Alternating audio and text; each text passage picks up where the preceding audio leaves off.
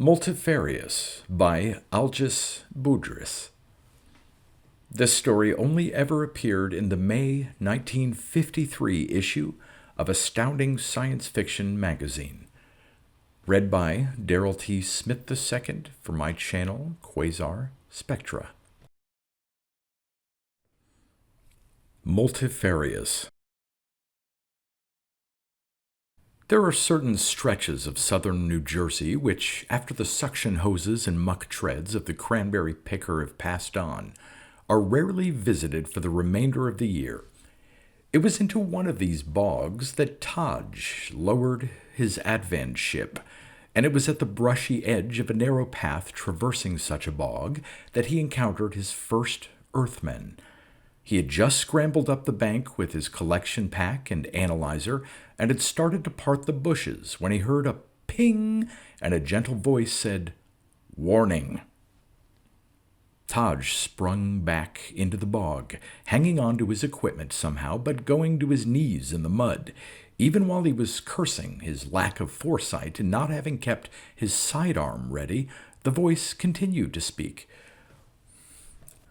"Warning. You're within the personal protection field of another individual. Kindly make yourself known to him." There was a rustling in the bushes, and Taj looked up to see an Earthman staring down at him. "I'm damned," the Earthman said, scratching his thigh. "I'm damned," Taj replied, suiting his form of address to the others.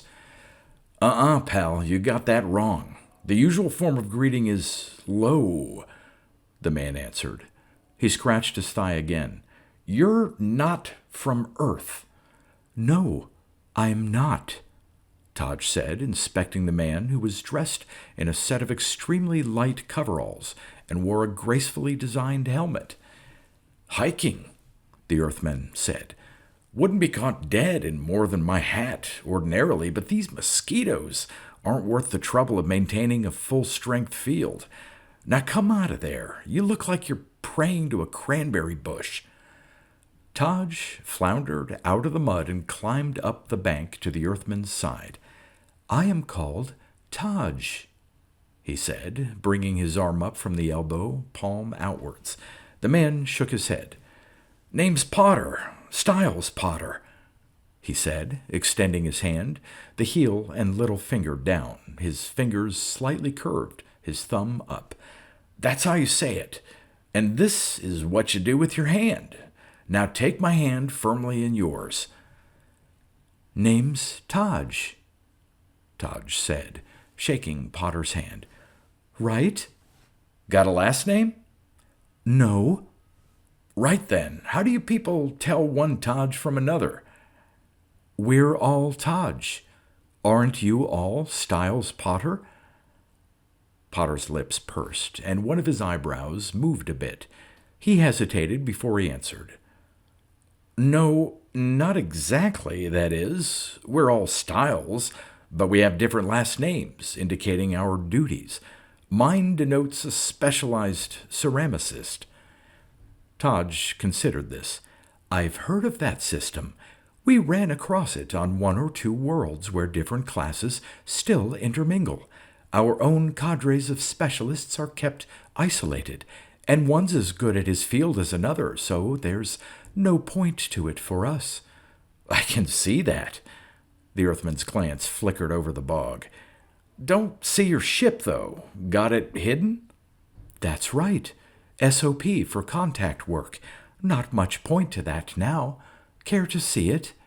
"Sure do. Never seen a spaceship." "Come on, then." Taj started back into the bog. "Wait a minute while I turn this field up a little, will you? No sense getting any muddier," Potter said. He reached up and touched the side of his helmet. "Okay, stick close to me. This dingus broadcasts a yielding sphere that'll flatten out enough to walk on, even on mud, as long as I deep the intensity relatively low." "Sounds handy," Taj said. "It is. You can turn it up for rain, too. Wind, anything. Even mosquitoes. But that way, of course, you cut out any breeze that might come along. and any smell it might be bringing with it. Hiking's no fun if you can't smell trees and bushes and stuff. You sound more like a naturalist than a ceramicist, Taj commented absently as he watched the shallow concavity in the mud that kept pace with their feet as they walked. Yeah, I do, don't I? As a matter of fact, I sort of took a day off from the shop. Can't be a very stiff penalty if you're willing to risk it on something as intrinsically purposeless as doing something outside your knowledge, Taj said curiously. It isn't. A day's pay doesn't amount to much in the pottery line. Pay? In credits toward my retirement, of course. Taj noticed that the Earthman's expression had lost some of its self-possession during the last verbal exchange, but made no comment.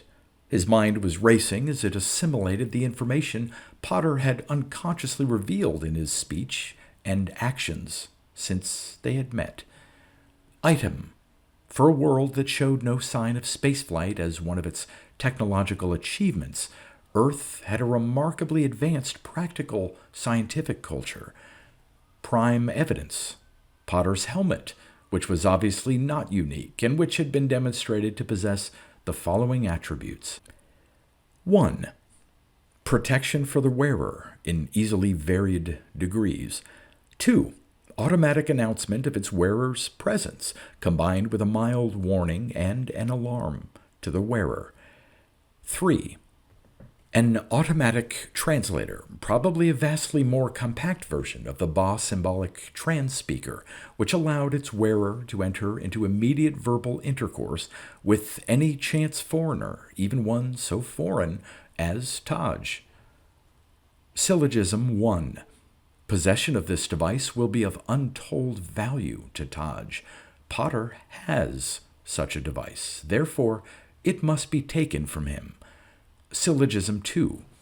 The value of this device and of any further information regarding terrestrial technology, together with any other samples of such technology, will be greatly enhanced if the terrestrials remain unaware that they are in Taj hands. Potter has the two prime utile features of being both an excellent source of said information and samples, and of being the only Earthman as yet aware of Taj's presence on this planet. Therefore, Potter must be questioned further, and then killed. Here we are, Taj said, stopping. Okay, pick yourself something solid to stand on. I'll soften up the field so you can open the airlock, Potter replied, touching the side of his helmet once more. Inwardly exultant over the series of coincidences that had provided him with such an excellent contact at the very outset of his mission, Taj unlocked the entrance hatch. I'm afraid you'll have to cut off your field to get in here, he said to Potter. That's okay. I'm not that scared of the world that I've got to be armored all the time, Potter said, dropping through the hatch. It's more or less of a habit anyway. The hats sort of take the place of clothes in the cities. He touched his coveralls. These'll be enough.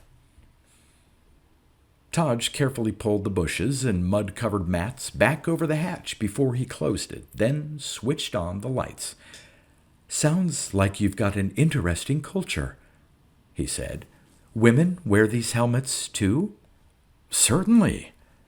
Well, fair's fair, I guess, Taj said, leering. Potter looked at him uncomprehendingly. Taj recovered rapidly. How come I can still understand you with the field off? He asked, though the answer was obvious. I only cut the protection screen off. Man, you don't think I'd be without my hat, do you? Potter looked genuinely startled. Of course not. Hadn't thought of it, that's all. Item. From Potter's reaction, it would seem that the entire culture was built around the helmets. Analysis of the properties of these devices will probably enable us to collapse their civilization quite easily. Come on, Taj said. I'll show you around. Good. I'd like that. Potter followed him into the engine compartment. "That's the converter over there," Taj said, pointing.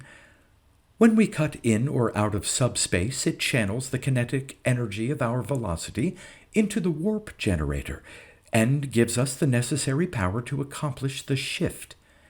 He turned his head to see Potter's face and was surprised to see the Earthman smile when he asked, "You're familiar with the concept of subspace, of course?" "Oh, yes, of course." Taj frowned. Once again, behind Potter's obvious confusion, he thought he noticed something quite different. That smile, too. That didn't belong. There seemed to be a lot of inconsistencies in this avowed ceramicist-turned-holiday naturalist's character. Potter's next question served to becloud the issue even further. "But if you use your kinetic energy to shift from and to subspace, that would mean you'd have to build up velocity again every time you made the shift. Doesn't that take an awfully long time?"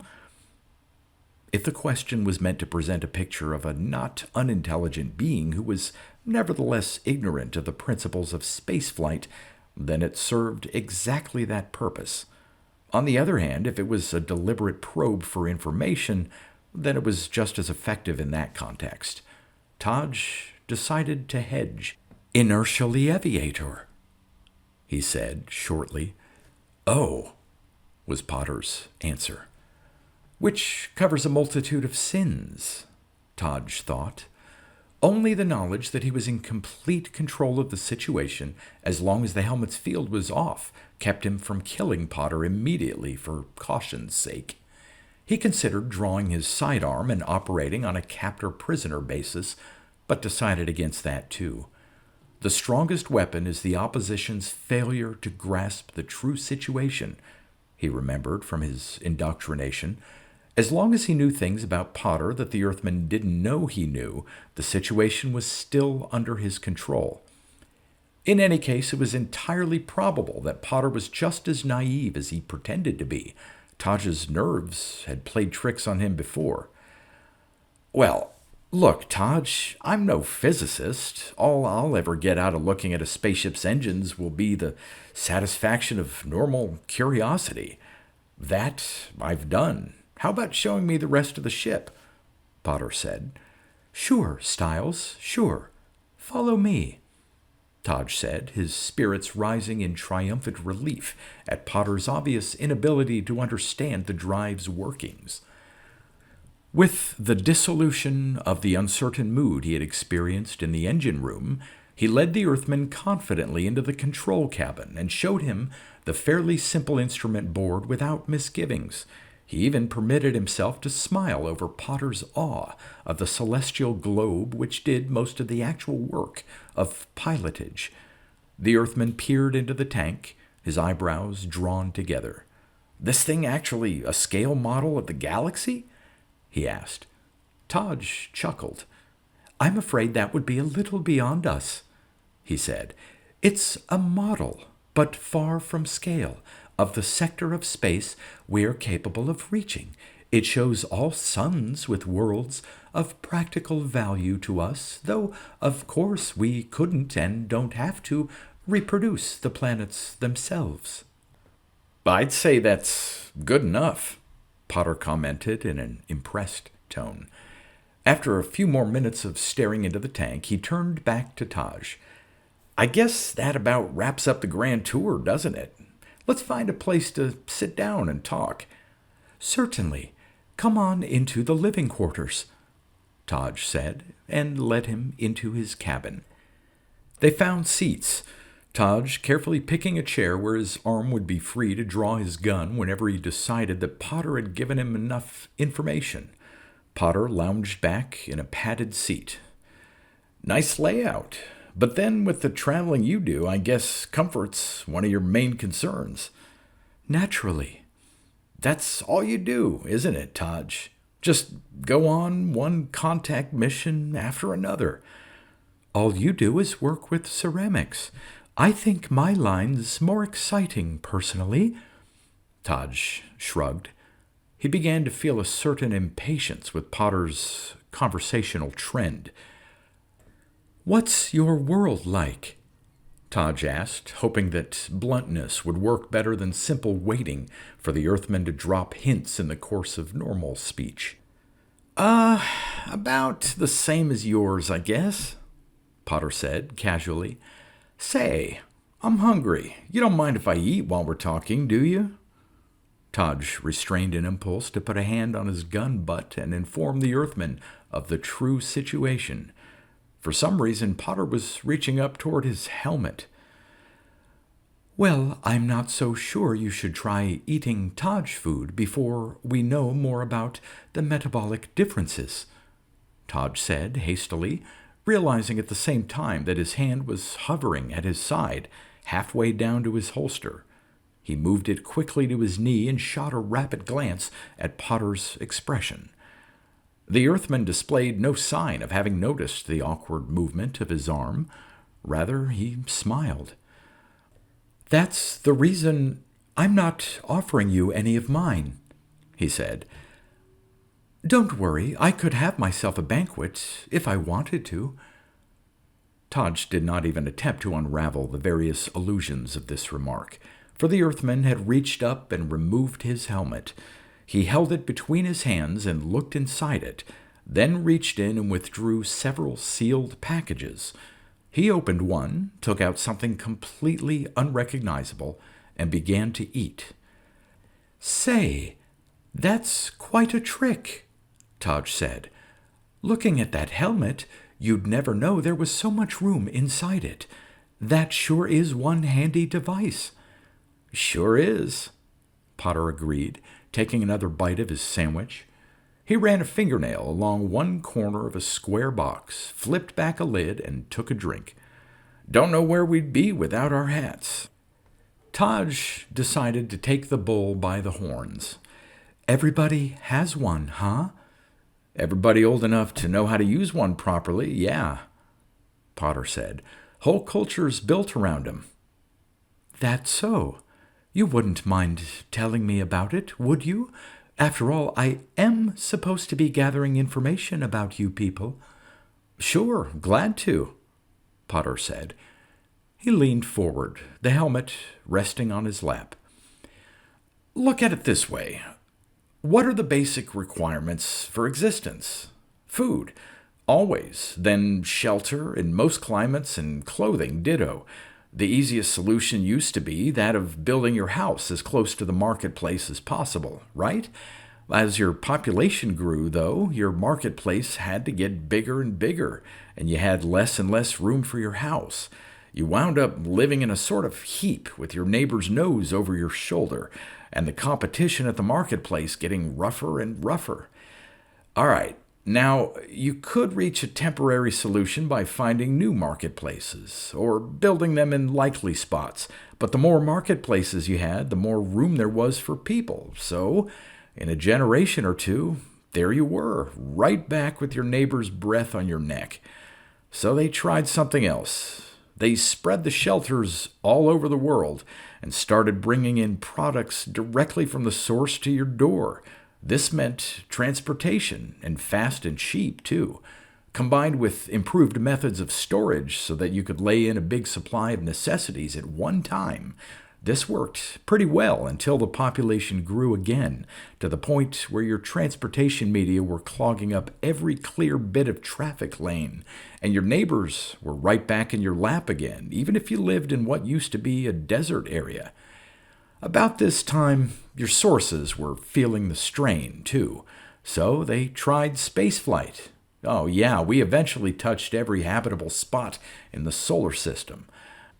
The trouble there lay in your definition of habitable. You can't do much in the way of a culture if it's confined to a pressure dome and spends $5 in maintenance and special equipment for every $3 it gets back in products from an aterrestrial environment. So they were about to try interstellar flight when some bright boy came up with a simpler solution. He figured out a way to get rid of 2 of the 3 basics, clothing and shelter, combined with a system of food distribution that cut the transportation problem down to a matter of supplying one central location, which in turn supplies every individual. In other words, the helmets. With all the old facilities that produced clothes and houses now abandoned, there's lots of room, time, and labor for food production. Funny thing, too, when we junked our old transportation system, life became a lot more fun. It sort of slowed down, you might say, and we all got a chance to look at the scenery. Not just the countryside, all kinds of scenery. Art forms, philosophy, all the gentler pastimes. Once you didn't have to beat your neighbor off with a club and then run like hell to get to the store before he did. You had a chance to relax and take a couple of deep breaths. Taj considered this. Somewhere in Potter's description, his subconscious had spotted a flaw but hadn't been able to resolve it into sufficient coherence to enable him to put his finger on it. He looked at Potter. Perhaps, if he launched into what would be an almost automatic description of his own culture, he'd think of it in the meantime. "Sounds interesting," he said. "Our solution to the same problem was very different, perhaps not as good as yours." He realized with a perceptible shock that he actually meant that. Potter smiled. "I know. I figured that out within the first few minutes. Suppose I tell you?" "And how do you like that?" Taj thought. "I've been pumping him, but he knows enough to tell me about my own culture." "Go ahead," he said, unable to keep the disbelief out of his voice. "Okay, in the first place, you landed your ship where it wouldn't have been spotted 99 times out of 100. In the second place, you tried to hide from me. The obvious conclusion is that you wanted to know all you could about us, but didn't want us to get wise to you. That's a sign of a fiercely competitive attitude. Again, you're all named Taj. It's the same as if all of us were called Man." Potter smiled again. "I'm afraid I lied to you. That was when I first started putting two and two together, and when you showed surprise that I'd taken a day off, that I was getting paid for my work, and that I was interested in and appreciative of something completely out of my supposed line. That clinched it. It became pretty evident that things are tough in your culture.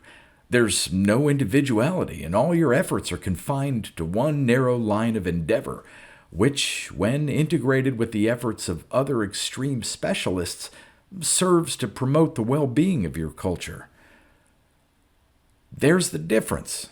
You work for your culture. We work for the individual." Well, after I'd put all that together, it became pretty easy to extrapolate. Obviously, you had the same problems we did, but you never discovered the helmets. So you took the faulty solution, which is really no solution. You just expanded your civilization to include numerous stars, thereby postponing the inevitable, but not obviating it. Tell me, Taj, what did you figure on doing after your interstellar empire outgrew your technology's ability to sustain it?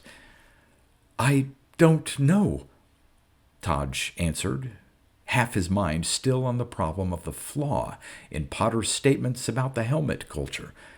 "I never thought about it." "Of course not. It's out of your line. You were trained for just one thing, contact work.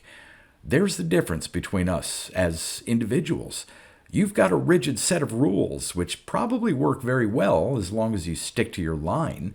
Even then, you're stuck if you have to operate on any basis except competition."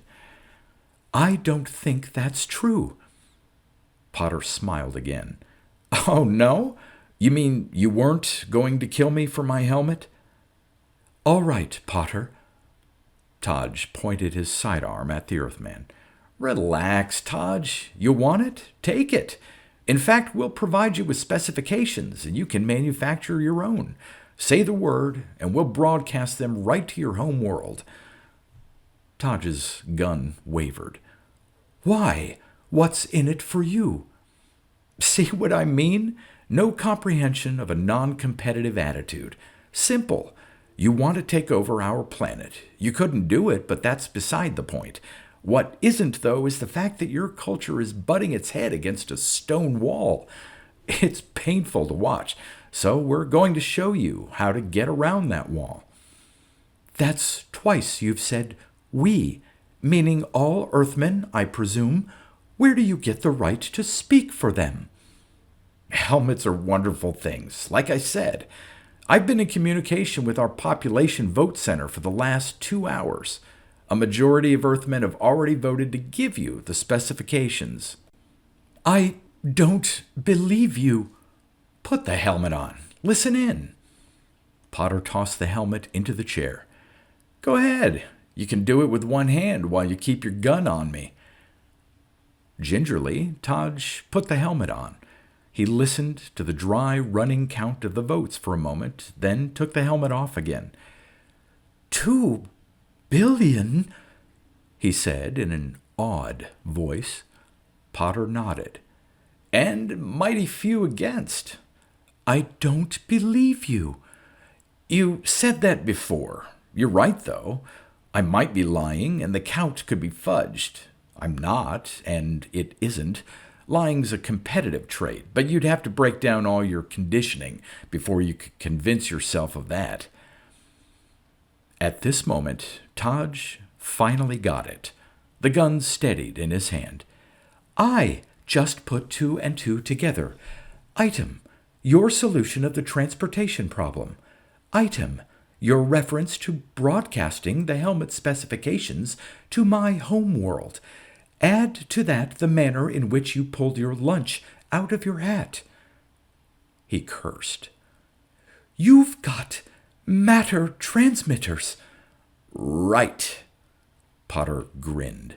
Surprise, surprise. I'd let you figure that one out for yourself. Now, do you realize we're making an honest offer? I do not. His finger took up the tension on the stud. Man, I could have killed you in a particularly revolting manner just a minute ago. If I were trying anything, I would have. That's a lie. You are weaponless. You were wearing my helmet, Potter said quietly. What about it? I just ate lunch out of it, right? So? There's a definite cycle built into the operation of eating, isn't there? Particularly when you have containers to dispose of. The helmet's built to take care of it automatically. Some of the controls are manual. This one happens to be on voice. Which means? Potter picked up the wrappings from his lunch and tossed them into the helmet. Garbage disposal, he said in a monotone. Taj stared. The wrappings fell through the bottom of the helmet and disappeared. That could have been my head. Exactly. Now do you trust us? I don't know. How do I know you didn't let me live so you could find out where my home world is? Sure, he said desperately. That's the answer. Don't be stupid. It's marked in red in your celestial globe. I still don't know whether or not to believe you, Taj said, his mind laboring on a completely unaccustomed track, wavering. Potter stepped forward and took the gun out of his hand. I don't expect you to, but your kids will, he said. Come on, let's get out of this swamp. There's a car coming to pick us up. He smiled again. You can wear my helmet if you'd like.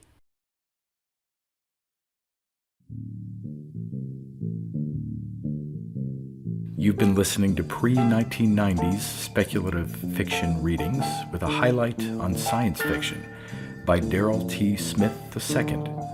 Please consider clicking the donation link in the description box.